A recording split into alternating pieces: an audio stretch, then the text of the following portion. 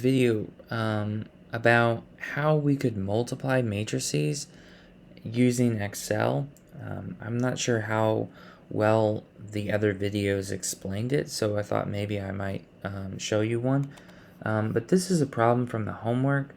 This is problem 5, but any problem like this is going to work. Any problem with matrices is going to work. I just wanted to show you. So on the right hand screen, this is just Excel I have opened up here. So I thought maybe I'd just show you how I would do a problem like this in Excel if you choose to do so. So 0.9, 0.1, 0.7, and 0.3. Okay, so that is the transition matrix. And then let's write the initial state here. Okay, now we want a 4 transition matrix here. We want that. Now, normally what we would do is we would multiply that by hand. But if we use Excel, we don't have to do that. So if I hit equal sign, then mult, and it's going to suggest that. I'll hit tab, and then I'm going to highlight this matrix that I've made here, comma, and I'm going to have it multiply that matrix by itself. Enter. Right here, this matrix here is this matrix multiplied against itself.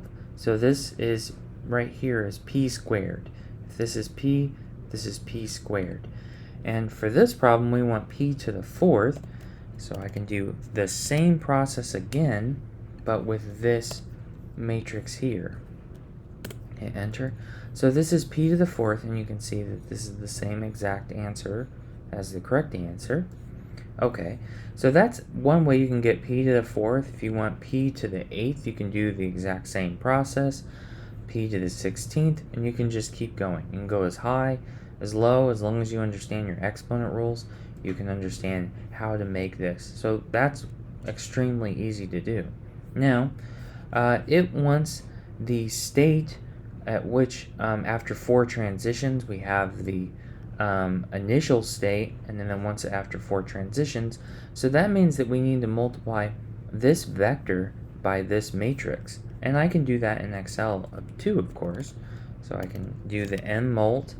I'm going to highlight my vector, comma, and then multiply it by my 4 transition matrix, and it gives me that that vector after 4 transitions, and you can see that that is the correct answer.